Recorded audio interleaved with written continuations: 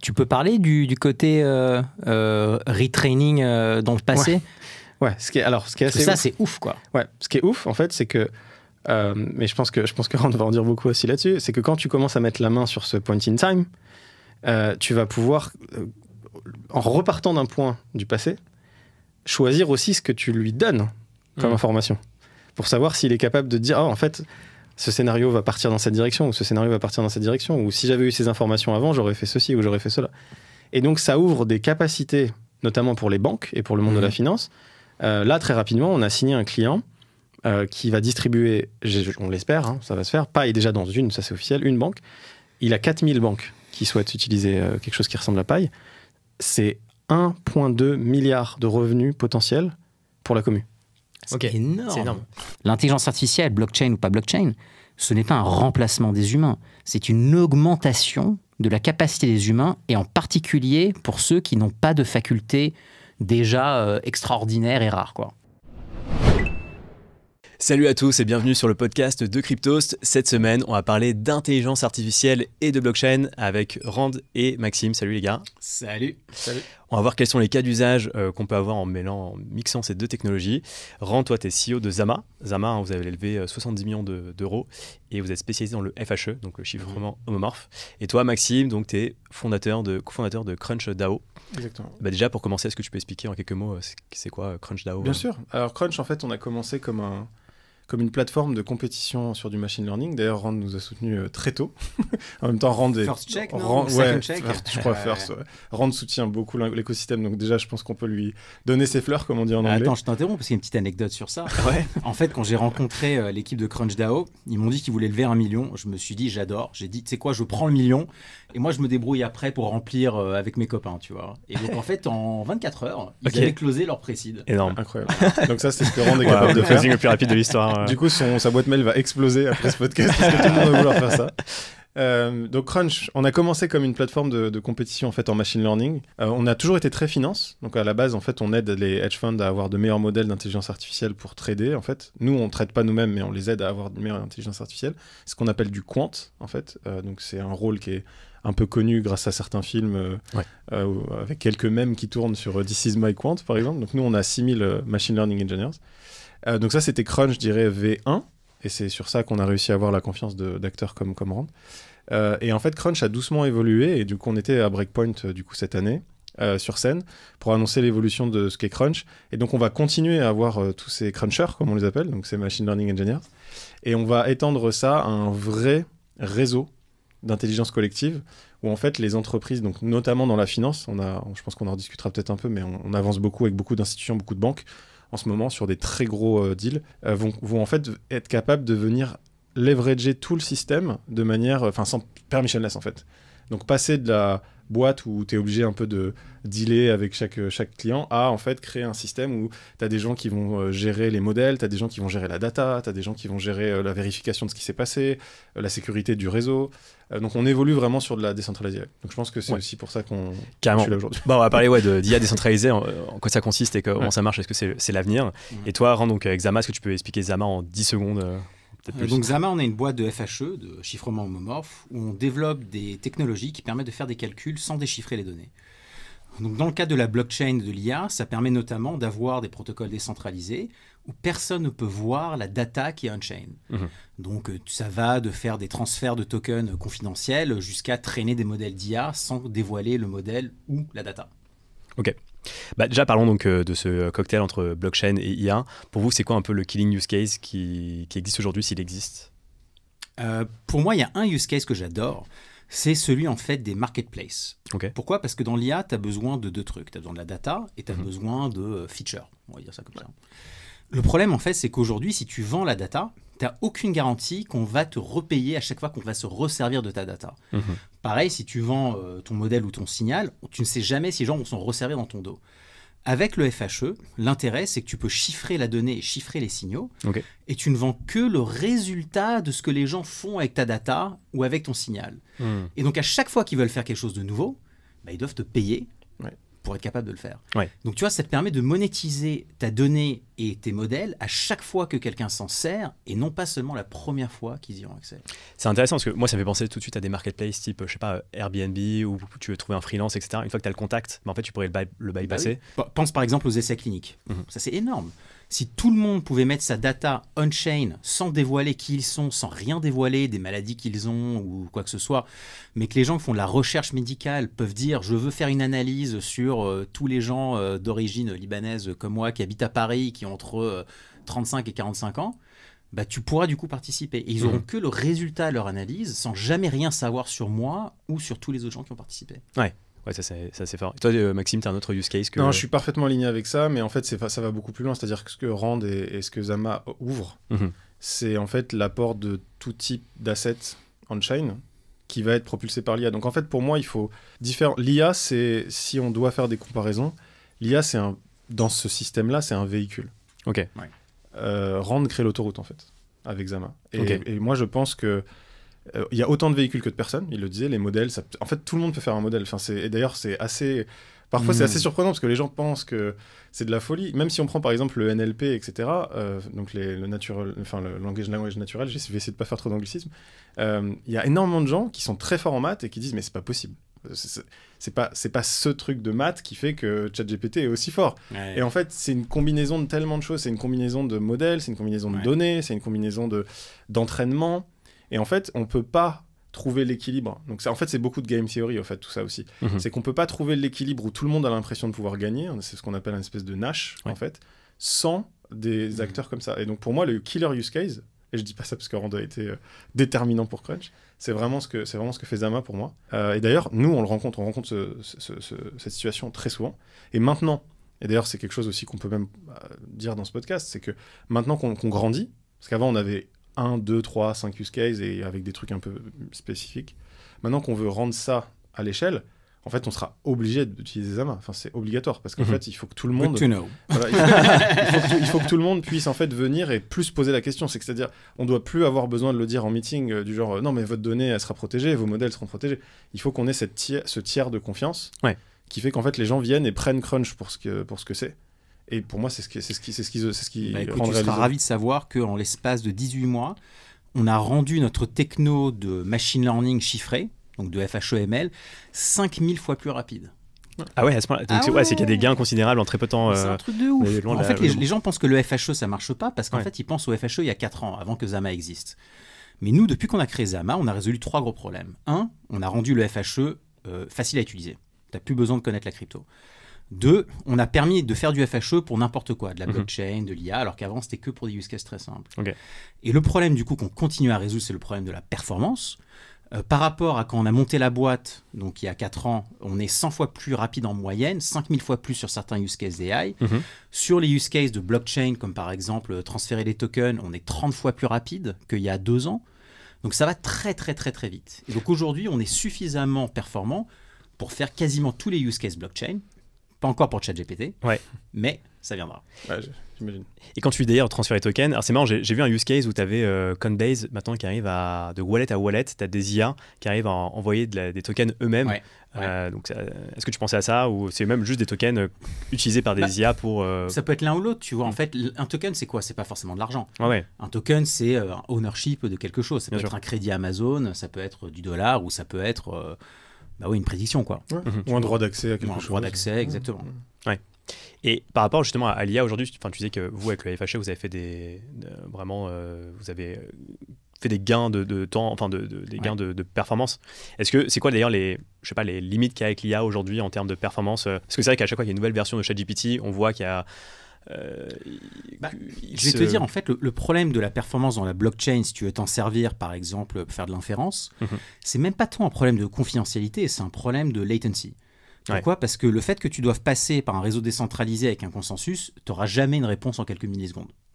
Tu vois, il y a un moment, les photons, il faut qu'ils traversent, il y a 14 personnes qui doivent se mettre d'accord, ça met quelques centaines de millisecondes minimum. Donc, tu n'auras jamais la vitesse de réponse que tu auras sur un service cloud. Par contre, pour le training, pour le fine-tuning, pour la création de modèles, tu vois, reinforcement learning. Là, il n'y a pas de problème, parce que tu n'as pas de problème de réponse instantanée. Mhm. Tu vois, tous les use cases asynchrones de l'intelligence artificielle, la blockchain, en fait, s'y prête parfaitement. Et donc, que ce soit des marketplaces, que ce soit des crowdsourced machine learning models, que ce soit du training décentralisé, là, il n'y a pas de problème. L'inférence, il y a une autre solution qui est pour moi le ZKML. Donc, l'idée, c'est que tu fais l'inférence off-chain hyper rapide, donc tu as la réponse instantanément, et tu as une preuve associée que le modèle a été compute correctement. Mhm. Tu vois. Et là, c'est intéressant parce que ça te permet d'avoir un peu le meilleur des deux mondes. Et donc, des boîtes où j'ai investi comme Giza, comme Modulus, font exactement ça. Ok. Et c'est quoi les use cases du coup qu'il y a derrière? Enfin, c'est vraiment pour, par exemple, entraîner des IA, tout simplement. Le ZKML, tu veux dire Ouais. Alors, le ZKML, le use case de base, c'est déjà de pouvoir utiliser des modèles d'IA off-chain dans les smart contracts on-chain. Ok. Donc, tu as besoin d'avoir une preuve que le résultat est correct et exploitable. Mhm. Donc, pense à un modèle de, je sais pas, credit scoring, pense à un modèle, enfin, whatever, de Ouais, trading, bien sûr. tu vois, que tu n'as pas forcément, ou que tu peux pas faire on-chain parce que tu n'as pas la puissance de calcul.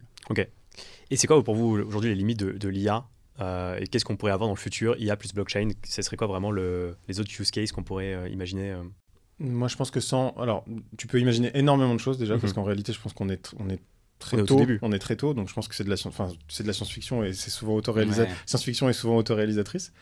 Moi, ce que je dirais, c'est que tu as surtout l'aspect. En fait, j'essaye de penser souvent comme ça, c'est-à-dire qu'on a nos propres limites à notre imagination. Donc, il ne faut pas projeter ça, je pense, sur ce qui va se passer. Par contre, ce qu'on peut savoir, c'est un peu les effets de système et de réseau. Ce qu'on voit aujourd'hui, c'est que dans l'intelligence artificielle, comme tu l'as dit en mentionnant Coinbase rapidement, en réalité, la blockchain et l'IA, ça va permettre à des machines de transiger entre elles sans qu'on ait rien à faire. Mhm. Et du coup, c'est ces machines-là, en fait, qui vont inventer les use cases, en réalité. Parce que je voyais un article, d'ailleurs, de quelqu'un qu'on a recruté en tant que cofondateur très récemment, qui était le Chief Data Science d'un des plus gros hedge funds new-yorkais, qui nous a rejoint en tant que Chief Scientific. Pardon. Bravo d'ailleurs. Merci beaucoup. Peter Cotton, qui est un peu une méga star des quants. D'ailleurs, je ne sais pas si vous connaissez Nicolas Nassim Taleb. Ouais. Il a un site internet où il a 6 noms de gens qu'il déteste. Ah, il est dedans, dedans. il y a Peter Cotton. Donc ça te pose C'est la plutôt un personne. compliment. Voilà, c'est un compliment. Vu qu'il déteste la crypto, c'est bien. Ouais, c'est ça, exactement. Et Peter est hyper bullish, c'est assez drôle. Mais enfin, tout ça pour dire que je voyais encore un article de lui aujourd'hui qui disait, en fait, les modèles sont peut-être plus adaptés que les humains pour continuer à créer des use cases parce qu'en fait, ils sont moins gênés par leurs propres erreurs. Nous, on a trop d'ego. Donc en fait, quand on fait des erreurs, on a des biais, on n'a pas envie de s'améliorer parfois parce qu'on se ment à nous-mêmes. Donc en fait, voilà, moi j'irai pas dans la science-fiction, mais je pense que les machines qui sont capables d'aller leverager d'autres machines, se payer entre elles, se rewarder de manière logique, comme les reward functions ont été déterminés par des humains à la base ou même améliorés par les machines, ça va créer des choses auxquelles on peut... Enfin, aujourd'hui, moi, je serais même pas capable de te les nommer, mais je pense que ça deviendra un quotidien... Je sais que T'as c'est un peu projet vague, mais- intéressant d'ailleurs dans cette veine un peu qui est en train de builder avec la techno de Zama. Je pense pas qu'il a été annoncé encore, mais ils ont un site, hein, donc je peux en parler. Ça s'appelle Super Alignment. Ok. En fait, l'idée, c'est qu'ils ont des modèles d'IA et ils demandent à des humains, en gros, de scorer le modèle en disant ouais, il a été aligned avec des bonnes valeurs ou avec des mauvaises valeurs. Et donc, en fait, tu crowdsources en faisant du reinforcement learning le alignment en fait du modèle. Donc ça, c'est intéressant parce que le but, c'est d'avoir un modèle d'IA autonome, mais t'as pas non plus envie de le laisser faire un peu ce qu'il veut, quoi. T'as quand même envie qu'il soit dans la direction que la communauté a envie qu'elle aille, quoi, tu vois. Et donc, si un jour tu veux imaginer avoir une espèce de AGI, donc une intelligence générale artificielle décentralisée qui appartient à tout le monde et open source, c'est quand même plutôt pas mal que la communauté ait eu un peu son mot à dire. Ouais, finalement qu'elle soit pas trop extrême entre guillemets dans un sens comme dans l'autre. Voilà. Donc, ça, tu as toujours ce problème sur Internet. Hein. Tu as toujours des trolls qui risquent d'arriver, qui vont essayer de biaiser l'IA du mauvais côté. Mais j'espère dans la blockchain que la majorité des gens, si tu leur mets des incentives économiques, Exactement. vont éviter de mal se comporter. Comme la blockchain finalement, parce que finalement c'est ce qui fait que je sais pas, Bitcoin ne va pas être hacké parce qu'il y a un incentive économique. En fait, une grosse valeur de la blockchain, ça reste en fait de coordonner un groupe d'humains de manière honnête. Ouais. Tu vois, que ce soit des data scientists ou que ce soit des annotateurs ou que ce soit des validateurs, in fine, c'est le même principe. Toujours, c'est le bâton et la carotte. Complètement. Il n'y a pas de raison que ce ne soit pas le cas ici. Ouais, tout à fait. Et sur le cas que tu citais, Maxime, je trouve ça à la fois flippant mais excitant. Et de dire que ouais, demain, tu auras les machines qui pourront, entre guillemets, s'auto-éduquer et créer des nouveaux use cases elles-mêmes. Et c'est quoi finalement, tu vois, les garde-fous pour les empêcher partir en vrille Comme disait Rand, les garde-fous, en fait, c'est là qu'en fait, on va se rendre compte que les économistes ou les personnes qui ont une idée autour des systèmes vont être très importantes. Parce qu'en réalité, tout dépend de la reward function. Ouais. Une machine, elle va... Ouais. Alors, bien entendu, on peut penser à Terminator, que la machine, elle va changer sa reward, on peut penser à tout ça. Mais en réalité, dans l'état de l'art, si ta reward function, elle tient la route, ton système, il tient plus ou moins la route. Et puis ensuite, tu ajoutes des garde-fous. Les garde-fous, c'est de la gouvernance. Mhm. C'est-à-dire que dans les algos eux-mêmes, il y a certains résultats qui seront déterminés par un vote, par exemple. Ok. Et ça, tu peux pas le contourner. Mais c'est vrai que, si on prend par exemple même les LLM type ChatGPT, est-ce que finalement, on se rend compte quand même que la donnée que tu donnes en input est quand même hyper importante. Oui, parce ça, que c'est critique. Ouais. D'ailleurs, moi, j'ai de l'expérience là-dedans. J'ai travaillé chez Human Protocol, qui est une boîte qui a été montée par Edge Captcha. Donc, quand vous allez sur Discord et que vous dites que vous êtes un humain, c'est eux. Et du coup, ils collectent de la data depuis des dizaines et des dizaines d'années. C'est des mecs de la Silicon Valley qui sont quand même assez C'est pas les mecs de Duolingo, ça? En fait, ils font pareil, mais avec les D'accord. CAPTCHA Ok. pour se connecter, quoi. Tu vois, Proof of Humanity, t'es Mm. pas un robot, tout ça, etc. Donc j'ai été directeur pendant 2 ans là-bas. On faisait ça, on faisait 2 milliards de tâches par mois Ok. pour des boîtes dans l'IA. Et en fait, la donnée que tu donnes en input, elle détermine beaucoup l'output que tu as. D'ailleurs, OpenAI, il y a eu pas mal de soucis. Il y a eu quelques articles de presse là-dedans. En sous-payant les humains qui donnaient l'input. Et en fait, en sous-payant les humains, c'est toujours une question d'incentive. Ouais. On a totalement raison. Tu sous-payes les gens qui donnent l'input, donc au détriment de ton output. Tu sais, un truc que les gens ne savent pas forcément, mais en 2018, donc j'avais une boîte d'IA avant. Alors, c'est mon background, moi, c'est l'IA à la base. Ouais, bien sûr. Donc, j'ai fait un PhD quand j'avais 21 ans en 2007, donc avant que l'IA soit un sujet. Et j'avais ensuite monté une des premières boîtes d'IA confidentielles, c'est-à-dire Privacy Preserving Machine Learning, qui s'appelait Snips. Que tu as vendu à Sonos. J'ai vendu à Sonos en 2019. On avait en fait tenté de faire une ICO pour lancer un protocole d'AI décentralisé. Ok. Où en fait il y avait 3 aspects. Il y avait du training décentralisé avec du federated learning, où en fait chaque nœud finalement contribuait au trainer le modèle. Il y avait de l'inférence décentralisée, et il y avait en fait de l'annotation décentralisée. Et on avait fait tout un système de work token, où en fait en gros on permettait d'avoir une certaine fiabilité dans les annotations en ayant par exemple plusieurs personnes faire la même tâche, en pénalisant ceux qui l'avaient mal faite, avec tout un tas de trucs comme ça. Et en vrai, ça marchait super bien. Donc on a fini par annuler cette ICO parce qu'en fait c'était en 2018 et donc c'était un peu... Dur. Le marché s'écrasait, donc tu sais, Ouais. tu avais de plus en plus de commitment en Ether, mais ça valait de moins en moins d'argent. Donc au bout d'un moment, j'ai dit, tu sais quoi, franchement, ça, c'est pas le bon moment. Donc on a rendu tout l'argent et on a scrap le projet. J'ai fait un super post-mortem d'ailleurs, que vous pouvez voir peut-être sur un de mes vieux blogs quelque part. Mais donc tu vois, ces idées, elles sont pas nouvelles. C'est juste qu'on les a jamais vraiment implémentées en pratique. Et c'est une des raisons pour lesquelles, quand j'ai vu Crunch, j'ai dit, non mais, vas-y banco, les mecs, ils ont résolu le problème principal qui est de créer la communauté. Une fois que tu as une communauté de data scientists qui sont chauds patates pour faire des trucs on-chain, le reste, en fait, les use cases, ils sont infinis, quoi. Est-ce que d'ailleurs, tu peux peut-être citer 2-3 use cases Bien sûr. peut-être de secteurs assez Il différents. y a des finalement. choses qui sont très... Alors, il y a des choses qui sont très théoriques. Mhm. Notamment, c'est le premier que je vais citer, c'est qu'en fait, tu vas demander à ta communauté de travailler sur des modèles financiers. Donc, pour la plupart des gens, c'est très vague. Mais je peux simplement dire qu'on a travaillé avec le 3e plus grand fonds souverain du monde, à Abu Dhabi. Et notre communauté a outperformé leur équipe de 20% sur leurs résultats. Juste pour information, leur équipe, elle coûte un demi-milliard par an. C'est la plus grande équipe de quant au monde. Et en fait, notre commu l'a outperformé. Donc déjà, ça... déjà, moi, j'y suis pour rien. C'est la communauté. Donc, tu vois, comme le dit Rand, en fait, on doit tout à la commu. Mais c'est le cocktail commu plus techno quand même. Enfin... Je dirais que non, en fait, en réalité, la techno, dans notre cas, et sur Crunch V1, c'était vraiment de l'orchestration. D'accord. Donc la techno permet de dire à tout le monde, vous venez de 100 pays différents, ça va, vous inquiétez c'est plus pas. pour qu'ils s'organisent. Tout le monde sera sur le même pied d'égalité, vous n'avez pas besoin de me donner votre RIB, on va s'arranger, on va se coordonner, vous allez avoir du poids dans l'écosystème, etc. Donc la techno, elle aide pour rassurer ce côté-là. Les data scientists, alors c'est vrai ce que je veux dire, ils s'en foutent complètement du Web3, sauf quand il s'agit justement de se coordonner, parce qu'ils adorent le côté recherche collective. Et ça, c'est le seul truc du Web3 qui valorise vraiment. Côté token, ils gagnent déjà des sommes incroyables parce qu'ils sont capables de faire gagner énormément d'argent à des fonds d'investissement, etc. Ou alors des labos de risque. Voilà. Ça, c'est un des premiers use cases. Peut-être tu voulais dire quelque chose. D'ailleurs, alors je disais, c'est ouf parce que dans ta communauté, tu as quand même des gens qui sont derrière des quants full-time qui gagnent une tonne d'oseille et qui en fait participent parce que ça les amuse. C'est exactement ça. C'est incroyable. Nous, d'ailleurs, on a fait parce qu'on s'est demandé, c'est-à-dire on s'est dit comment se fait-il que...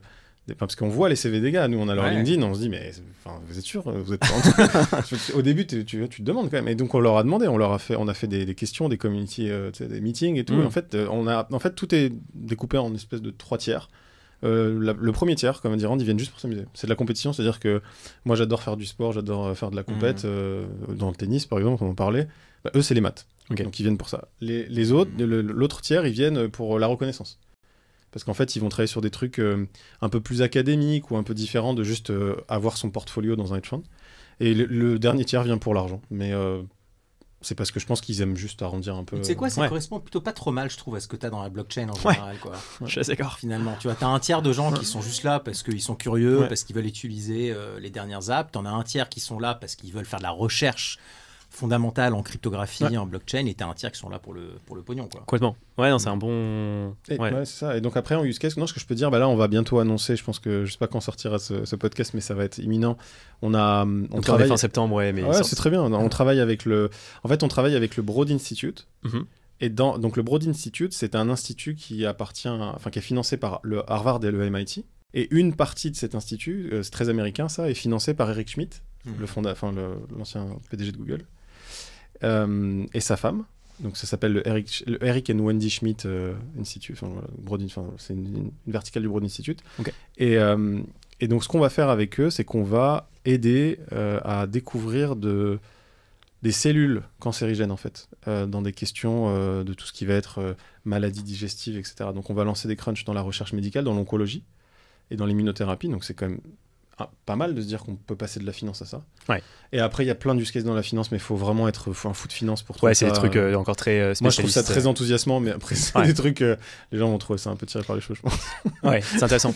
Mais en gros, ça veut dire que là, pour l'instant, ton projet, l'idée, c'est vraiment d'utiliser la blockchain pour coordonner en fait Ouais. des personnes qui sont. Et on va faire. Et en fait, ce qu'on a annoncé à Breakpoint, c'est que nous, à la base, on travaille avec des mathématiciens, Ouais. principalement des physiciens, etc. Et c'est très compliqué de trouver plus que ce qu'on a en fait aujourd'hui. Mhm. Je pense que notre communauté, elle grandit. On va dire, on prend à peu près 500 000 personnes par mois, ce qui est déjà beaucoup dans ce domaine-là, mais on va arriver très vite à un plateau. Vous onboardez 500 000 personnes Non, 500, Ah oui, ok. Ouais, 1000, je me dis- pardon. Ok, ouais. Et en C'est fait, énorme. ouais, parce qu'en fait, à chaque fois, c'est des mecs. On a 30% de PhD. Ok, ah ouais, ouais. 20% de PhD, pardon. Attends, 20% t'as de combien de PhD. personnes maintenant dans la On commune a près 7000 personnes. Ah ouais, ça a Ouais. vachement grossi. Hein. Ouais. Mais du coup, ça veut dire qu'à chaque fois, vous faites des entretiens quand même pour vérifier. Ouais, en fait, on leur parle souvent, on leur demande leur background. Et puis maintenant, en fait, on a flippé le produit, c'est-à-dire qu'au début, on leur mettait un gros mur, genre dis-nous quitter, parce qu'en fait, on connaissait pas les gens. Hmm. Maintenant, en fait, on les laisse venir et quand ils ont envie de pousser un code, ils nous en disent un peu plus sur eux. Ok. Ouais, pas mal. Mais on reste sur les mêmes trucs.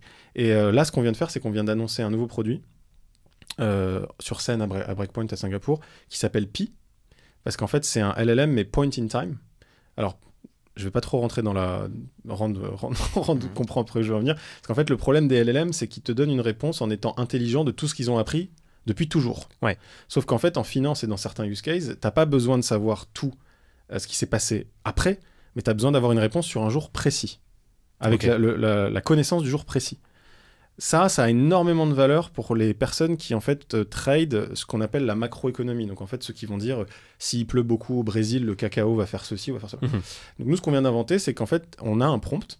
Donc déjà tout le monde peut y aller, pi.crunchdao.com. T'as un prompt, tu poses une question en fait à Pi sur des. En fait il suffit de regarder les infos. Hein. Tu regardes les infos, tu viens avec une question qui ressemble un peu à ce que tu pourrais. Et Pi te donne en fait ce qu'on appelle une time series. Donc tu crées un nouveau dataset. Et donc là on vient de créer une nouvelle sorte de cruncher. C'est-à-dire que n'importe qui sait juste parler anglais, bientôt de toutes les langues, on est juste en train de le mettre à jour, va pouvoir créer des bases de données pour nos clients dans la finance. Ok. Et être rewardé pour ça. Donc en fait, on Comme va... des Genre, oracles, c'est- finalement, C'est plus que ça. Enfin, tu peux parler du côté retraining dans le passé. Ouais, ce qui est assez Ça, ouf. c'est ouf, quoi. Ouais, ce qui est ouf, en fait, c'est que... mais je pense que Rand va en dire beaucoup aussi là-dessus, c'est que quand tu commences à mettre la main sur ce point in time, tu vas pouvoir, en repartant d'un point du passé, choisir aussi ce que tu lui donnes comme information, pour savoir s'il est capable de dire, oh, en fait, ce scénario va partir dans cette direction, ou ce scénario va partir dans cette direction, ou si j'avais eu ces informations avant, j'aurais fait ceci, ou j'aurais fait cela. Et donc, ça ouvre des capacités, notamment pour les banques et pour le monde de la finance. Là, très rapidement, on a signé un client qui va distribuer, on l'espère, hein, ça va se faire, Pi est déjà dans une, ça c'est officiel, une banque. Il a 4000 banques qui souhaitent utiliser quelque chose qui ressemble à Pi. C'est 1,2 milliard de revenus potentiels pour la commu. Ok, c'est énorme.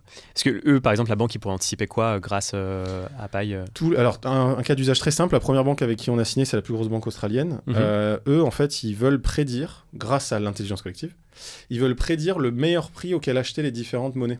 Ok. Les différentes currencies. Ouais. Et ça, c'est ce qu'on appelle, en fait, en Forex, c'est ce qu'on appelle un mid-market price. Et notre seule réponse qu'on doit leur donner, mais c'est énormément d'efforts. Hein. C'est pour ça qu'on a besoin de centaines de milliers de gens qui posent des questions, parce qu'il faut vraiment arriver à ce qu'on appelle un statistical agreement. Il faut juste dire, on va juste leur dire, il faut acheter maintenant ou dans 1 minute. Ok. Ah, donc le signal, il est très bête, mais c'est énormément de taf, mais surtout, c'est énormément de reward pour la commu. Parce que ça ouvre. Le Forex, on a souvent fait des blagues parce qu'on a tous vu les pop-up de trucs un peu scammy et tout. Mais en vrai, c'est des trillions par jour qui sont déplacés. Ouais, c'est énorme. Donc venir en tant que cruncher contribuer à améliorer l'efficacité d'une banque là-dessus, il y a des questions. Et d'ailleurs, sur les questions, on va noter les corrélations. Donc en fait, les gens vont poser des questions et si elles sont un peu smart, ils vont réussir à rapprocher ça avec d'autres événements. Et ils vont gagner des points. Et plus ils vont gagner de points, plus ils seront rewardés parce que les clients payent. Et c'est pour ça qu'on a besoin de choses comme Zama pour devenir un vrai network. Parce qu'en fait, on peut plus après se dire il y a un tel qui a été fort, on va le rewarder. Ou quoi que ce soit. Il faut que ce soit automatique, il faut que ce soit et anonyme. Et anonyme. Et tu as aussi le fait. Et donc là, le FHE, c'est utile pour ça. Quand tu veux avoir un genre de consensus, où plusieurs personnes essayent de donner leur opinion. Ça peut être du risk-taking en passant, comme ça peut être juste un consensus blockchain. Tu as un problème un peu le premier qui donne une réponse, le deuxième, en fait, n'a pas trop d'intérêt à pas juste copier le premier. Donc, en fait, tu te retrouves assez rapidement avec des réponses qui sont hyper corrélées aux 2-3 premiers qui ont répondu. Ouais, c'est intéressant ça. Ouais. Donc, c'est hyper... c'est pas vraiment représentatif. Donc, tu as le même problème dans les prediction markets. Avec le FHE, si tout le monde peut fournir une prédiction chiffrée, t'as plus problème du first mover qui influence les autres. C'est le fameux même avec Spider-Man, tu sais, qui se pointe l'autre Spider-Man, en fait. C'est horrible. Hein. C'est horrible. Mais en fait, tu résous ce problème. Donc, t'as beaucoup plus de fiabilité dans le résultat de ta moyenne. Parce que ta moyenne, en fait, elle est faite avec personne qui n'a de l'information a priori avant de décider. Et elle est honnête, en fait, du coup. Ça me fait penser à une vieille expérience où tu avais, je crois, 10 personnes dans une salle, et 9 qui étaient complices, et une qui était vraiment, qui était en fait la personne test. Et les 9 répondaient n'importe quoi à une question, et la dernière, pour être dans le consensus, acquiescer, entre guillemets, au lieu de... Et donc, c'est un vrai sujet, donc tout à fait. Et pour venir sur ce sujet, revenons sur la partie IA, parce que toi, j'imagine d'ailleurs avec... la solution à terme, c'est qu'il y a des data scientists, mais aussi des IA qui puissent participer peut-être au consensus. C'est fort possible. Mais nous, on voit l'IA dans Crunch, le plus important, c'est la donnée.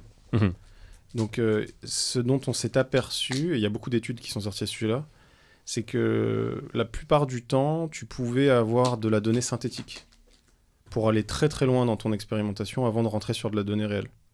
Donc, si on intègre de l'IA au départ dans Crunch, hormis le LLM qu'on vient de lancer, ça sera pour générer de la data, pour aller plus vite en fait, pour permettre aux gens d'aller plus vite dans leur recherche. D'accord. Et pas attendre qu'on ait un client qui vienne avec toute la base de données. Après, tu n'auras pas plus de signal comme ça, c'est juste que les modèles s'entraîneront plus facilement. Exactement, c'est ça, tout à fait.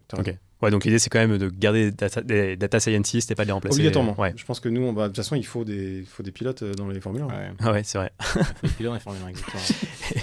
Et parlons peut-être aussi on parlait de décentralisation des IA.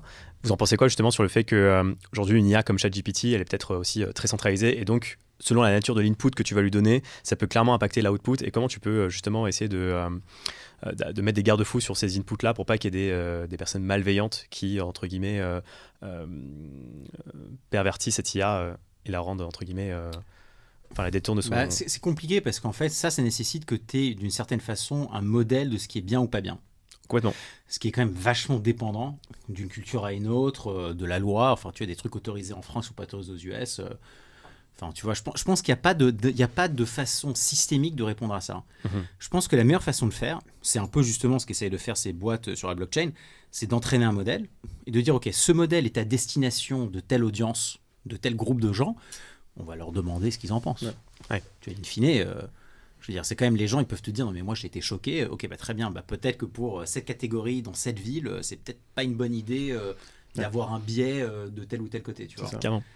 Le problème aujourd'hui, en fait, c'est que dans la Silicon Valley et dans beaucoup de boîtes, malgré le fait qu'ils sont censés être un petit peu agnostiques en termes de politique, ils ont clairement Ouais, je suis d'accord. des opinions politiques. Absolument. Bah, on voit Clairement. par exemple avec Elon Musk qui détient Twitter. Évidemment. C'est- Donc Musk d'un côté, Sam Altman de l'autre, in fine, ça se répercute, si ce n'est pas consciemment, ça se répercute inconsciemment dans leur modèle. Ouais. C'est dans la manière dont les gens vont fine-tuner les modèles, c'est dans ce que eux vont mettre dans les filtres. Ouais. Tu vois, Ouais. quand le modèle va dire, bah, désolé, ça je peux pas. Tu Complètement. vois, Perplexity, par exemple, clairement te répond à beaucoup plus de trucs que ChatGPT. Ouais. Mais moi, j'ai réussi en fait à pousser la limite de Perplexity. Hein. J'ai réussi à lui faire dire non, je te J'y vais répondrai pas là, je vais pas là-bas. Ah ouais. Mais il a fallu que j'aille loin. Hein. Ok. Ah, c'était hardcore. Hein. Franchement, j'avais tellement que j'ai effacé mon historique. J'allais dire ouais, qu'est-ce que tu lui as dit, mais bon, je préfère non, mais pas ça. j'étais curieux. Tu Je vais vois, pas je- ouais, être démonétisé. Non, mais je voulais savoir s'il y avait du censorship dans Perplexity. Ouais. Et il y en a, mais Ouais. il est au niveau du strict minimum qu'un gouvernement t'obligerait en fait. D'accord. Ok. Tu vois, Ouais. il a l'air moins opinionné. Ouais. Ok. Et d'ailleurs, moi, je me posais la question, tu vois, est-ce que finalement, à terme, on n'aura pas des IA vraiment open source et tu pourras acheter des librairies d'input pour justement De question prompt. de prompt, ouais. Ouais, Enfin, ouais, carrément. Bah, Enfin, toute de façon, données, non, pas de prompt forcément, mais de données qui ont été ingérées par ces IA-là, tu vois, et que chaque IA aura sa Ah. propre vérité du monde, en fait, et tu pourras acheter Alors, cette... en fait, ce que tu vas faire pour ça, c'est que tu vas prendre une IA qui est déjà entraînée et Ouais. tu vas la fine-tuner Ouais.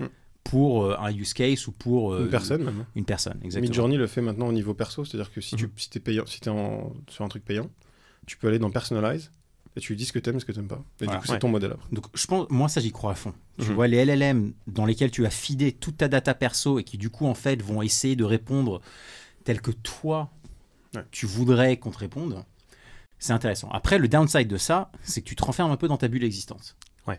Donc, tu vois, comment est-ce que tu arrives à jongler entre... Il faut une réponse contextualisée à l'utilisateur, mais tu veux pas non plus ce qu'on a vu sur les réseaux sociaux, c'est-à-dire, en fait, une echo chamber. Ouais.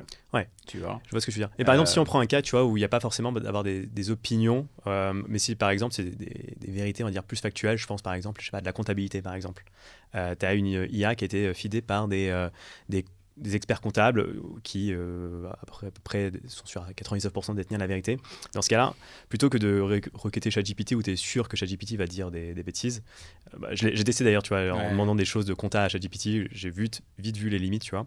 Et justement, si tu avais des librairies créées par exemple des experts comptables qui pourraient vendre leur vérité, Ouais. est-ce que c'est quelque chose que vous pensez qui va émerger Oui, en fait on a déjà pas mal de use cases comme ça. Ce que tu t'aperçois, c'est que ça répond à 80% des trucs simples. Mhm. T'as ta petite URL, tu t'as facturé 12 fois dans l'année. Mhm. Fine, c'est pas très Ouais. compliqué. Oui, oui.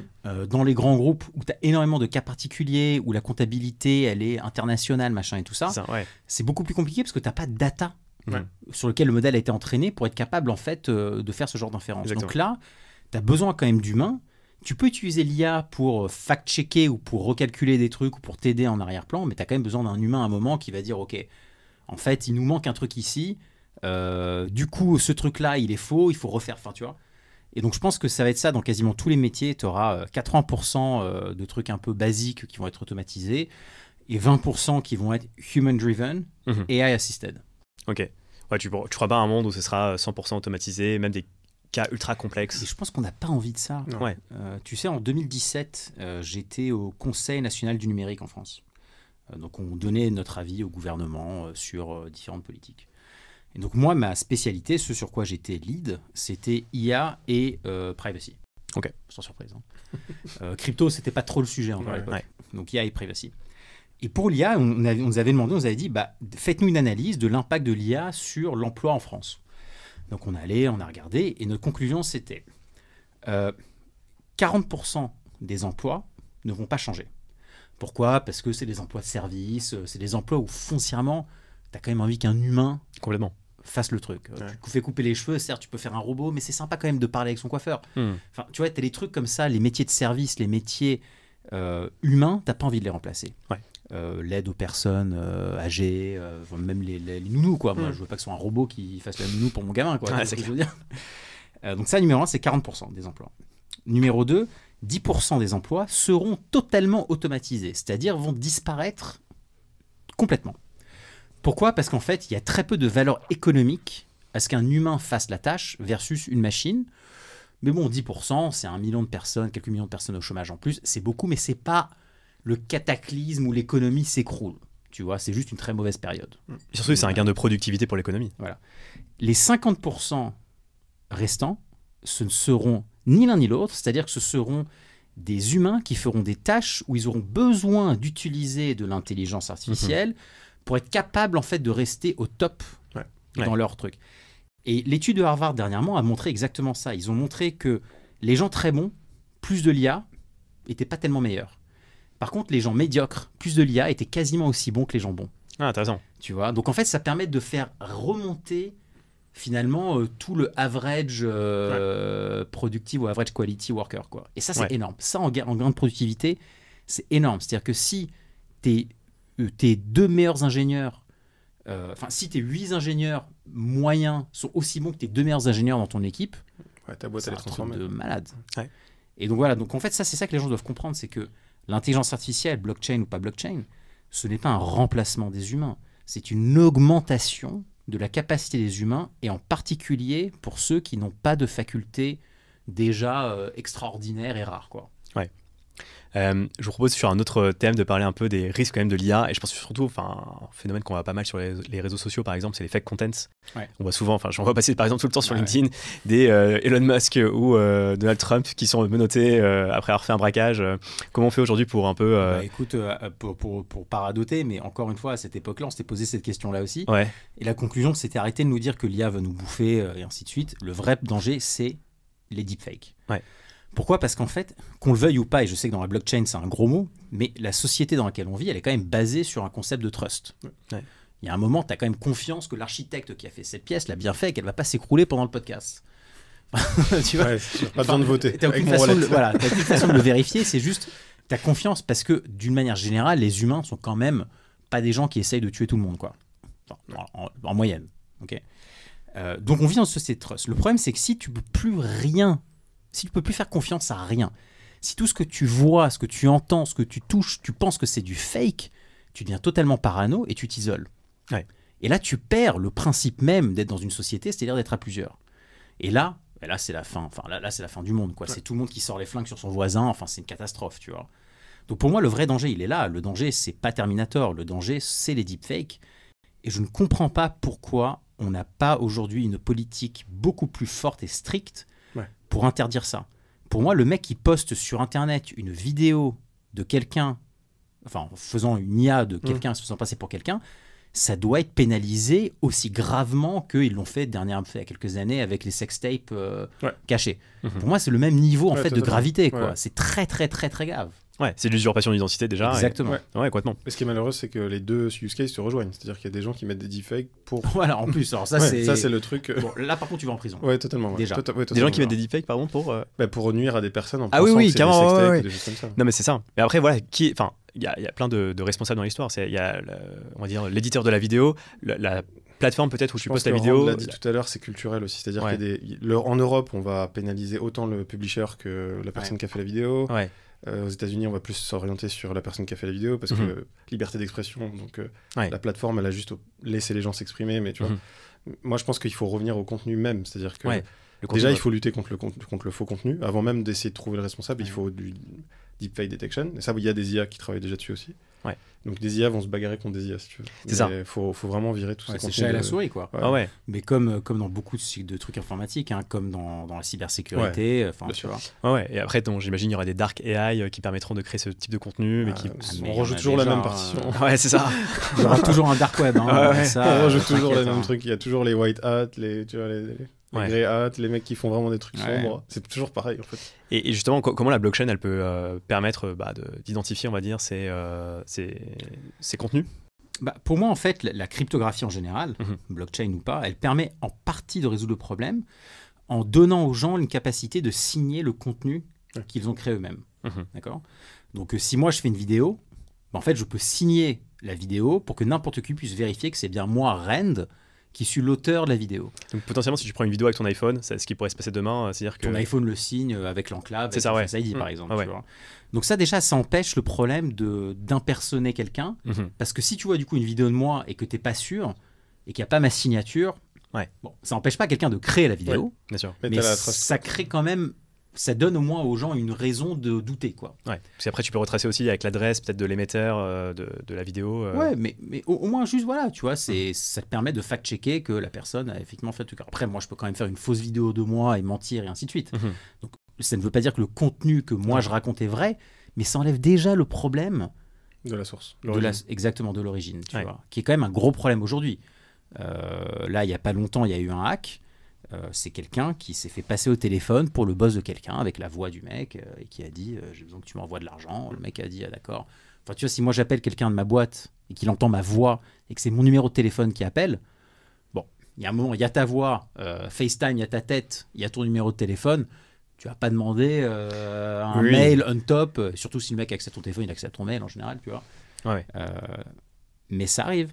Tu vois, c'est le genre de truc qu'on a contre nous maintenant. Non, c'est clair. Je crois que la dernière fois, j'avais vu passer par exemple sur YouTube un deepfake de Florent Pagny qui disait qu'il s'était remis de son cancer. Il demandait à des personnes sur YouTube de faire des donations. Et donc, des gens donnaient de l'argent. Et finalement, ouais, comment tu luttes contre ça ça peut que grossir, tu vois, ce type d'arnaque. Bah ouais. C'est que c'est marrant. La cybersécurité en ce moment, c'est très très chaud. Ouais. Là, en fait, tu sens vraiment que depuis les LLM, tu as une espèce d'augmentation de la qualité des attaques cyber. Alors peut-être que moi je me fais plus targeter aussi en ce moment, c'est pas impossible. Putain, mais franchement, je vois les trucs moi qui me tombent dessus. Je me dis mais heureusement que je suis un peu parano et deux que c'est un peu indirectement mon métier, tu vois, parce que sinon mais je me serais fait avoir 15 fois. Mec, tes faux DocuSign. Ah oui, j'en ai reçu ça aussi. Ah ouais. Wow, pour closer des rangs d'investissement et tout. Ah ouais, d'accord. Ouais, mais tu sais, des trucs genre, ça va très loin. Je reçois tout le temps, quoi. Tu vois, des docs, des machins. Franchement, alors heureusement, il y a quand même encore des trucs qui permettent. Déjà, ça vient pas de DocuSign, donc c'est plutôt bon signe, tu vois. Non, mais t'as des trucs de ouf. Encore, tu t'en rends compte quand tu regardes l'adresse de l'émetteur, parce que le truc est spoofé. Donc, c'est quand même bien. Voilà, nous, je pense qu'on vérifie parce qu'on a l'habitude, mais t'as des gens qui peuvent se faire avoir. Non, mais complètement. Et c'est vrai que, parce que le futur, justement, c'est de pas apporter plus de crédit et avoir du credit score sur les émetteurs de contenu pour vraiment que ce soit des là, le problème, c'est que certifiés. Tu vas vivre dans un truc un peu dystopique, quoi. Tu vois. Comment tu fais, par exemple, pour quelqu'un qui vient de démarrer à faire du contenu? Oui, c'est ça. Ah bah c'est ça. Comment tu crées ta réputation? Comment tu vois? C'est hyper compliqué. C'est pas facile. Non, je pense que la solution, elle est pas technologique. La solution, effectivement, elle est culturelle. C'est-à-dire, il faut que les gens comprennent que tout n'est pas vrai. Et qu'ils puissent avoir une façon simple de vérifier. Ouais. Mais c'est vrai que quand les gens peut-être tendance à croire ce qu'ils voient, notamment sur les réseaux sociaux, et donc à quel moment, c'est vrai que tu peux vite prendre des fakes pour des réalités, et ça altère ta vision du monde, ça peut vite l'altérer. Non, c'est pas facile. Mais d'ailleurs, je suis tombé sur un concept en préparant l'épisode, c'était la théorie de l'Internet mort. Je ne connaissais pas. En gros, la théorie de ce que je comprends, c'est que c'est un peu une théorie du complot, mais qui pourrait peut-être devenir vraie, j'en sais rien, où tu as de plus en plus en fait, de contenu sur Internet qui est créé par des IA et qui est complètement fake en fait. Alors ça je sais pas si... Alors, je pense qu'on n'est pas loin sur certains secteurs, clairement. Je pense qu'il y a des secteurs sur lesquels c'est quasiment que AI generated. C'est intéressant cette histoire de théorie de l'Internet mort, parce que tu pourrais aussi imaginer que c'est déjà le cas avec juste des gens qui racontent n'importe quoi sur Internet. Je suis d'accord. T'as pas forcément besoin que ce soit des IA qui a inventé le truc. C'est juste la qualité de l'information. C'est la qualité de l'information. Oui, c'est pourri, quoi. Tu vois, c'est juste un moment, tout est nul. C'est vrai. Enfin, tout est nul ou alors tout est genre average. D'ailleurs, est-ce que tu penses pas que c'est un effet pernicieux, parce qu'en fait, des personnes comme toi et moi, par exemple, si on va sur Google et qu'on trouve du contenu vraiment nul, on va se dire on va aller sur Perplexity. Mais à un moment, tu vas te retrouver avec que des mecs qui vont aller sur Perplexity et qui vont se retrouver avec un résultat hyper average sur Perplexity. Et on va avoir du contenu qui est reversé dans un truc déjà moyen. J'ai l'impression que t'es dans une boucle qui est infinie, quoi. Ouais, c'est un peu un nivellement pas vers le bas, mais qui reste neutre, quoi. C'est vraiment du contenu un peu basique. Dans le côté négatif, c'est le nivellement, c'est le nivellement Wikipédia, quoi. Ouais, c'est ça. Tu vois, c'est pas mal, c'est pas bien, c'est juste... c'est là, quoi. Tu tapes, c'est le truc que tu trouves. C'est la moyenne. Tu vois, c'est la moyenne. J'ai pas d'opinion. Voilà. Tu vois, c'est la réponse un peu à tout. J'ai pas d'opinion. Enfin, si, j'ai une opinion, mais c'est une opinion que tout le monde t'a raconté sur le podcast 14 fois avant, quoi. Tu vois. C'est dur aujourd'hui d'avoir une idée vraiment originale. Ouais. Non, c'est clair, surtout que on vit dans un monde qui n'a pas de nuances aussi, donc c'est un peu un peu binaire. Et un autre projet, c'est marrant, il y a quelques mois maintenant, j'avais interviewé le projet WorldCoin. Alors eux, ils ont un peu une vision du monde où les IA vont un peu conquérir le monde, entre guillemets. Travailler, ça deviendra un hobby et plus une fin en soi. Et qu'il y aura un salaire universel, et donc ils veulent un peu, entre guillemets, lutter, schématiser un petit peu, mais lutter contre les bots et donc apporter une preuve of humanity en ligne. Ouais. Vous en pensez quoi, vous, de ce projet WorldCoin Je pense que dans l'idée, en fait, de résoudre le problème d'identité, c'est important. Mhm. Je crois que ça, justement, ça revient un peu à l'histoire des deepfakes. C'est qu'à un moment, il va falloir être capable de prouver ton identité d'une manière ou d'une autre. Ouais. Tu vois. Et WorldCoin, leur approche de faire ça, c'est l'iris. Mais tu as d'autres façons de prouver ton identité. Ouais. Je veux dire, moi, je crois encore qu'un gouvernement est capable de donner une identité qui est réelle. Ouais. Donc, tu vois, d'avoir ton passeport chiffré on-chain, pour que tu puisses te servir de ton identité chiffrée en FHE, par exemple, pour prouver des choses à propos de toi, ou même avec du ZK, tu vois, le ZK TLS, tous les trucs un peu comme ça qui sont en train de sortir, qui sont intéressants. Ça, j'y crois à fond. Je pense qu'il y a un moment, très vite, on va s'apercevoir qu'on sera obligé d'attacher une identité réelle à n'importe quoi qu'on fait. Ouais. Et je ne serais pas surpris si pour pouvoir poster sur les réseaux sociaux, il d'accord. faut que ton identité Soit vérifié. et que si jamais, pour une raison X ou Y, tu as fait n'importe quoi, qu'elle soit dévoilée. Donc on n'est pas obligé en fait de liker ton identité à chaque fois. Ouais. Mais par contre, on peut avoir un peu un garde-fou. Donc j'ai pas dit que c'est une bonne chose. Ouais. Mais c'est vrai qu'il y en a qui vont crier garde un peu à la surveillance de masse. Et en Ouais, même temps, bah, moi je me dis quand on voit les réseaux sociaux, il y a le- quand même beaucoup de dérives parce que les gens le font de façon anonyme aussi. Hier, le fondateur de Telegram a fini par accepter d'ouvrir les IP et d'ouvrir les conversations. Donc, Ouais. non, je pense que pour moi, c'est une utopie complètement anonyme. Ouais, je suis d'accord. C'est une utopie. Et puis, en fait, si tu tires le trait dans le système, comme je parlais vraiment du mécanisme au sens game theory, c'est pas bien pour le système lui-même, en fait. Ouais. Il faut qu'il y ait des pénalités dans le système. Bien sûr. Si on Ouais. peut pas, un système peut pas aller toujours. C'est comme les charts de tokens ou quoi que ce soit, ça peut pas toujours aller vers le haut. Tu Il sais, faut qu'il y ait un moment qu'il y ait des garde-fous, c'est obligatoire. Je suis assez dernièrement, je réfléchis pas mal à ce sujet en particulier dans le contexte en fait de la sécurité des blockchains. Tu sais, les gens parlent de sécurité économique d'une chaîne en fonction de combien de stake peut être slashé on-chain. En fait, le stake, c'est important quand tu ne sais pas quoi que ce soit sur la personne. C'est-à-dire quand quelqu'un d'anonyme veut être validateur, faut bien de manière ou d'une autre la pénaliser. Et donc, faire du slashing on-chain, ça a du sens. Ouais. Mais si jamais tous les participants du réseau sont connus, qu'ils ont une identité réelle, donc, par exemple, imagine Zama est un validateur, d'accord, dans un réseau quelconque. Si Zama triche et se fait attraper, la pénalité économique va bien au-delà du slashing on-chain parce que l'equity de ma boîte dans le monde réel va en souffrir parce que les gens n'auront plus confiance en moi. Donc la sécurité économique que Zama apporte en étant doxed sur un réseau, c'est la valeur économique de son equity dans le monde réel. Et donc si tous les validateurs et tous les participants d'un réseau étaient doxed et connus, en fait il y aurait beaucoup plus de sécurité parce qu'en fait ça irait au-delà de ce qui est on-chain. Clairement, ouais. Tu vois. Et ça, je trouve qu'on n'en parle pas assez. Solana a un peu commencé à pousser dans cette direction, tu vois, en disant non mais les mecs, un validateur qui fait 1 milliard de revenus par an, il en a rien à foutre de te piquer 100 000 balles, quoi. Ouais. Tu vois. Il s'agirait d'être Il sérieux. a beaucoup plus de business derrière. C'est ça. Après, C'est clair. Tu vois, il a beaucoup Les plus à enjeux sont perdre. trop gros, en fait. Exactement. Ouais, on serait sur de la preuve de réputation et plus la preuve Mais de d'ailleurs, seulement ce que tu mets en jeu devant toi. D'ailleurs, souvent, on dit proof of stake, c'est parce qu'on a staké, mais je pense que ce que dit Rand est intéressant, c'est qu'en fait, le stake aussi dans le sens de ce que tu mets en jeu. Ouais, bien sûr. Et en Et fait, oui. l'equity de sa boîte est at stake aussi Exactement. en anglais. Exactement. Donc, je pense que le proof of reputation, effectivement, enfin, c'est un truc qui n'est pas suffisamment pris en compte dans la blockchain, alors que c'est hyper important. Et c'est intéressant, ouais. Vous pensez que le credit scoring, du coup, ça va prendre de plus en plus d'ampleur dans la blockchain, même en DeFi, par exemple, forcément, pour arrêter d'avoir pourquoi- des prêts surcollatéralisés aussi. Pourquoi la France peut s'endetter comme elle s'endette? Ouais, exactement. Alors ça, c'est un gros use case pour le FHE, en passant. Parce qu'avec le FHE, tu peux créer un système de crédit on-chain. Bon, on dévie un peu de l'IA, mais bon, on va dire qu'il y a de l'IA dans le credit scoring. D'accord. Je te suis là-dessus, vas-y, je te suis. Un peu, c'est une régression. Ah oui, bien sûr, c'est vrai, c'est vrai, c'est vrai, Ouais, c'est vrai. c'est l'IA. Voilà, c'est du data science. En fait, imagine, tu veux emprunter on-chain, mais tu n'as pas envie de fully collateralize ou over collateralize. D'accord ? Tu pourrais imaginer avoir ton identité chiffrée, avoir le lender, qui lui, en fait, dit je ne veux que prêter aux gens qui sont à New York avec tel niveau de revenus et qui sont de nationalité américaine. Donc il peut avoir des filtres. Il ne sait pas quel filtre en fait les gens ont, donc c'est juste il sait que les gens à qui vont prêter passent ces différents filtres en gros de KYC. D'accord ? Donc personne ne sait rien sur toi on-chain, le lender il ne sait rien sur toi, mais toi du coup tu peux emprunter. Pourquoi ? Parce que derrière, si jamais tu arrêtes de rembourser on-chain, tu peux automatiquement permettre à celui qui t'a prêté de l'argent de déchiffrer ton identité dans le monde réel et de venir te chercher off-chain. Ouais, c'est Tu hyper. Et le fait que lui puisse dire je ne veux que des gens à New York fait qu'il n'a pas besoin de se poser la question d'aller chercher un mec en Europe oui, alors oui. qu'il, tu vois.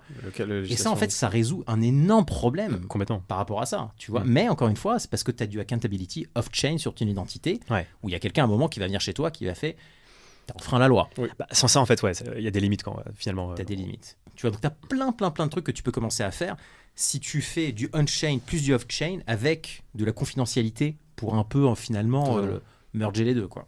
Complètement. Vraiment intéressant. Je vous propose, messieurs, de parler d'investissement pour clôturer l'épisode sans transition. Il y a pas mal de projets, de tokens, de porteurs de projets aujourd'hui, des top CoinMarketCap, notamment à NIR, je pense, qui ont fait un pivot ou qui sont vraiment focus sur l'IA. Ouais, par exemple, si on prend NIR, vous en pensez quoi Très bien, bonne techno, bon écosystème. Après, je t'avoue que moi, j'ai toujours été un peu un Ethereum maxi. Ouais. Petite anecdote sur ça, c'est que j'ai un fils d'1 an et donc je me suis demandé qu'est-ce que j'allais lui acheter comme crypto à garder pour ses 18 ans. Et la seule où j'ai la conviction à 100% qu'elle existera, c'est Bitcoin. Ouais. Donc malgré le fait que je sois un hit maxi et que la majorité acheté... de mes cryptos sont en Ether, c'est du Bitcoin que j'achète à mon fils. Okay. C'est intéressant. Ça en dit beaucoup. Ça en dit beaucoup. Ouais, ça en dit beaucoup. Donc NIR, non, franchement très bien. J'ai pas beaucoup bossé dans l'écosystème parce que je me suis vachement focalisé sur le VM. Ouais. Tu vois, et dernièrement je regarde pas mal Solana, forcément. Tu vois. Mais ouais, non, sinon je pense qu'il y a une place. Ouais. Parce que ce type de L1, donc de Layer 1 qui finalement font ce pivot vers de l'IA, est-ce que vous pensez que c'est plus du marketing ou il y a vraiment quelque chose derrière? Après, c'est pas forcément la L1 qui sont en train de pivoter. En réalité, ils sont en train d'essayer de se repositionner comme DA et Compute Layer. Ouais. Donc je pense que ça va plutôt être tout un tas de sidechain L2, plus du DA, plutôt que la L1 qui va vraiment faire tourner l'application. Tu vois. Ouais. Donc ça a du sens en vrai. Hein. Je veux dire, ils ont un truc scalable qui ils ont raison naturellement... de le faire. Ils ont raison de le faire. Ouais. Ok.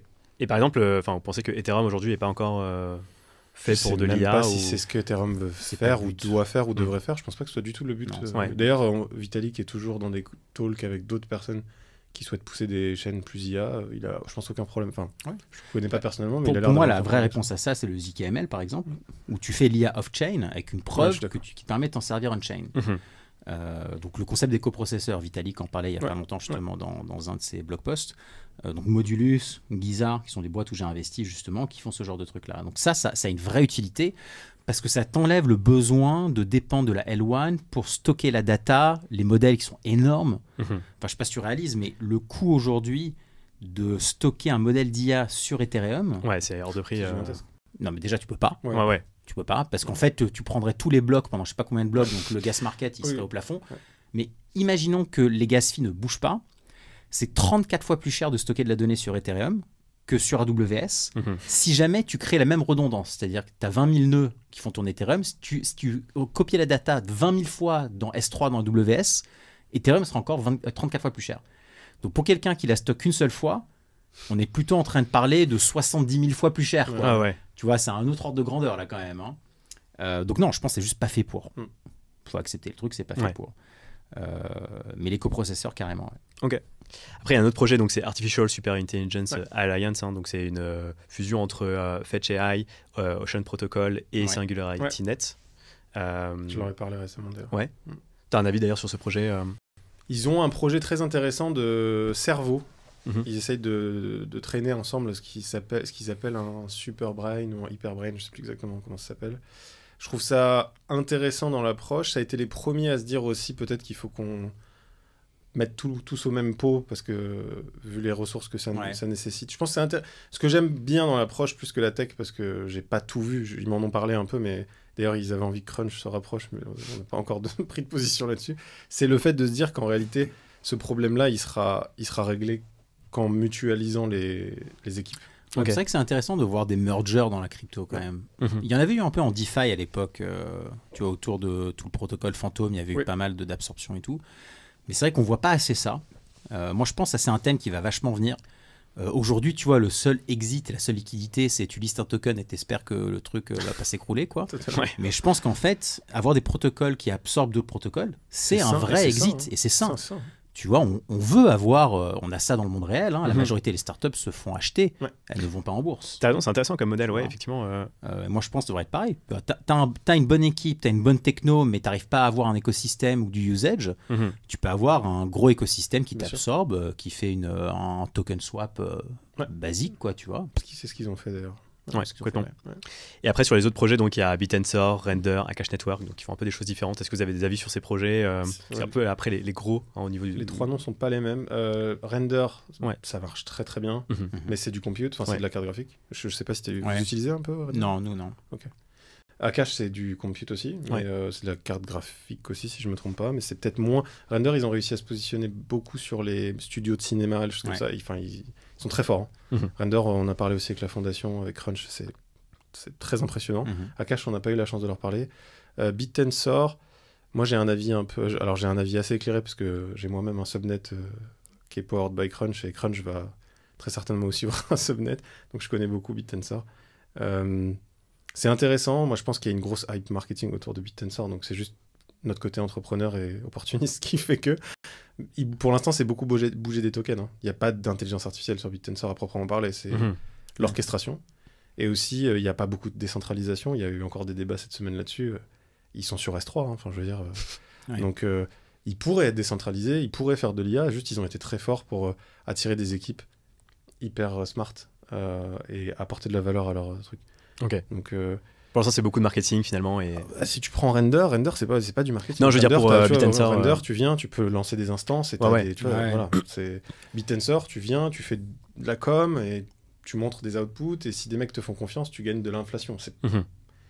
pas tout à fait la même chose pour moi. Ouais.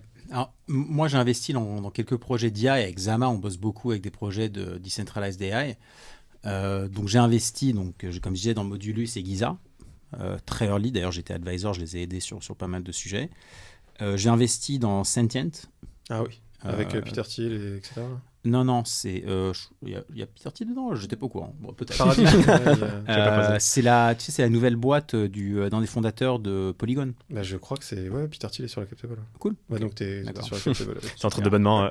Ils font quoi du coup C'était cher. C'est peut-être pour ça. Ils veulent créer justement une AGI décentralisée, Ouais. tu vois. Donc assez intéressant, mais surtout très très bonne équipe académique derrière. Ce qui, j'imagine, explique le prix d'entrée le round du était projet. très, Le round très était élevé, cher, ouais. ouais. Ça, je t'avoue que je l'ai plutôt fait en fait parce que j'étais curieux. Mhm. Normalement, moi, j'essaie de rentrer très tôt. Hein. J'aime bien être un des premiers investisseurs. J'ai investi dans une boîte qui s'appelle AI Layer, où en fait, ils essayent de créer un standard d'orchestration de Decentralized AI. C'est-à-dire, en gros, eux, ce qu'ils disent, c'est on devrait s'en fiche de quel GPU sur quel réseau est en train de faire le job. S'ils ont tous, en gros, un peu le même standard interopérable, bah, du coup, tu peux avoir beaucoup plus d'usages balanced, où tu n'as pas ce problème où tout le monde est sur un réseau parce que c'est les meilleurs en marketing. Tu vois. Donc assez intéressant, c'est des mecs un peu plus DevOps qui ont rêvé, qui ont monté ça. Une sorte de bridge d'IA, enfin de computing. Ouais, c'est ça, ouais. En fait, c'est juste un genre de load balancer, Mais tu c'est vois. c'est hyper smart, hein, de ce que j'entends là. Ouais, c'est pas mal. C'est pas mal. Donc on va voir ce que ça va donner. Sinon, qu'est-ce que j'ai fait d'autre? Zama, bon, j'ai fait Crunch, hein, évidemment. Hein, je suis un big token holder de Crunch. Ouais. T'as intérêt à ce que ça marche. Hein. Moi, je Tout le compte monde sur m'a toi, dit hein. ça à Breakpoint. Pas le choix maintenant. Et puis à côté de ça, Zama, on bosse avec pas mal de boîtes de Decentralized AI qui veulent servir du FHE pour différentes choses. Alors, juste je précise, je n'investis jamais dans les boîtes avec qui travaille Zama pour éviter d'avoir des conflits d'intérêts. Bien sûr. Ouais. D'accord, parce que sinon ça devient n'importe quoi, tu vois. Ouais.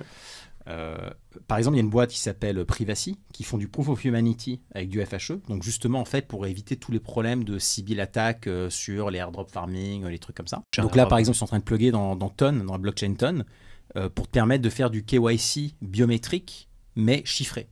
Tu vois, donc tu peux prouver que tu es quelqu'un d'unique sans avoir besoin de dévoiler toute ta donnée biométrique, ainsi de suite. Donc ça, c'est pas mal, c'est un gros use case. Donc ils commencent avec ça, mais l'idée, évidemment, c'est d'ouvrir tout un tas de services IA.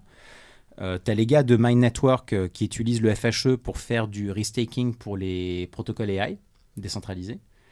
Tu as donc cette boîte dont je parlais tout à l'heure, Superalignment, qui veut faire du FHE pour que les gens puissent voter sur comment aligner les modèles d'IA, mais forcément sans se biaiser les uns les autres.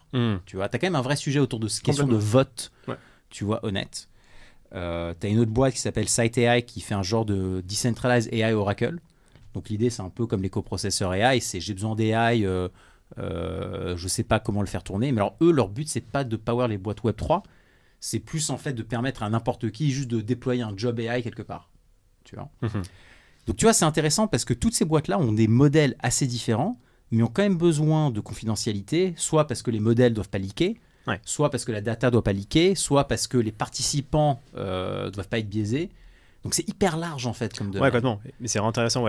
Moi, le seul truc que je pense, c'est qu'il faut qu'on soit d'accord sur ça, c'est que tu ne remplaceras pas une infrastructure cloud par une infrastructure blockchain. Oui, impossible. Tu vois. Elles seront toujours complémentaires. Elles seront toujours complémentaires. Avant vraiment d'être plus dans la crypto au terme digital, on va dire, j'avais monté une boîte qui minait du Bitcoin avec de l'énergie renouvelable. Donc j'ai monté des data centers moi-même.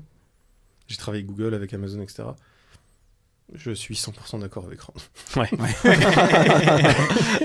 Voilà, c'est juste quand on voit la complexité, les redondances qu'on doit trouver, l'énergie, enfin c'est...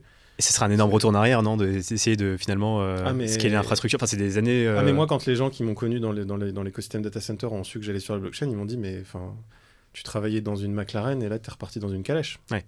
Les mecs qui travaillent à des vitesses. Non mais on se rend pas compte parce qu'on utilise notre téléphone comme ça. C'est une 2 chevaux maintenant, ça va plus vite. Peut-être un peu. Ouais, même une Clio, peut-être une Clio, tu vois.